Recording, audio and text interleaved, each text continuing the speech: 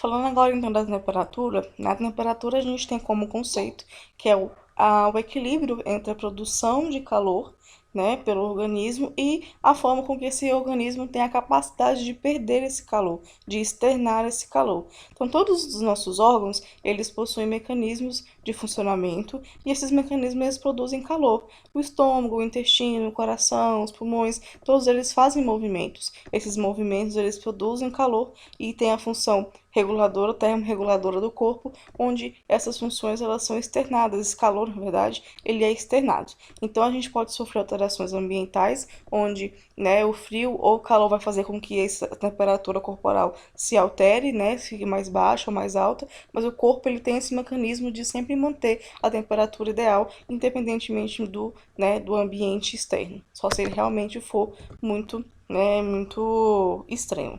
Então a gente pode, né,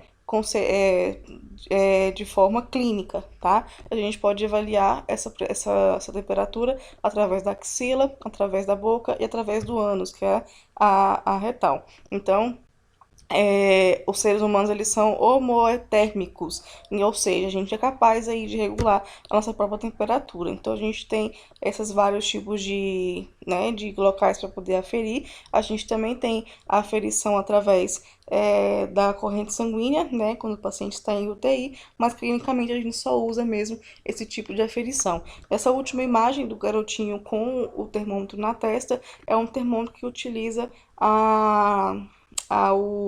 o raio, o laser, né? Que é ali pro infravermelho, onde a gente também consegue já aferir a temperatura do paciente através de um mecanismo mais moderno. Ele é confiável, porém, no termômetro digital que a gente utiliza, a gente só vai, né, fazer a aferição através da axila, da boca e também do ânus do paciente. Aqui tem alguns fatores que alteram a temperatura, são elas atividades físicas, fatores emocionais, distúrbios da glândula tireoide, né, que aí atrapalham esse mecanismo do corpo de fazer a própria regularização da temperatura, alimentações, ambiente, o vestuário, né, a sobreposição de roupas ou então a falta delas, efeito da ovulação sobre a temperatura, então o corpo da mulher, como ela exerce, entre aspas, um mecanismo que requer muita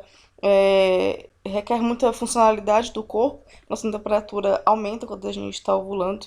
A gente tem medicamentos, doenças e também traumas que podem alterar a temperatura devido à baixa de sangue correndo no corpo. O corpo ele perde também essa capacidade de fazer a termorregulação. Então, os locais de mensuração, eles podem ter aí uma diferença as temperaturas. Então, a axilar, a temperatura normal do corpo, normalmente é feita de 36,5 a 37,2 graus Celsius. Para Porter, esse número é de 36 a 38 graus. 37,2 ainda não é febre para Porter, mas para outras literaturas, 37,2 37,3 na verdade já é considerado febre, tá? Então, a temperatura axilar, né, no braço, ela pode alterar, né, 0,3 a 0,6 mais baixas do que a oral e a retal. Então, a gente tem essa diferença entre cada região. A oral, ela pode ser medida pela boca, né? Então, ela vai ser aí 0,3 a 0,6 mais alta do que a axilar.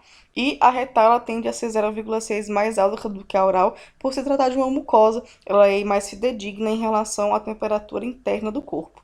Então, a gente também tem um local de mensuração central, que é realizada pelo sensor, né? Mas aí ela também faz a variação de 0,6 igualmente o da retal, tá? Então a gente tem aqui um pouco da terminologia. Febre é a mesma coisa que pirexia, e a gente tem aqui um aumento patológico da temperatura corporal que vai de 37,6 a 38,9. Certo? Aqui a gente tem também a hiperpirexia, que é a elevação da temperatura quando está acima de 39 graus, e a hipotermia, que é a redução da temperatura do corpo, que ela vai ali no valor abaixo de 36,5, já é considerado o paciente com hipotermia. E a normortemia, ou então a pirexia, ou então a febril, é a temperatura normal do corpo, que ela vai de 36,5 graus Celsius a 37,2 graus Celsius.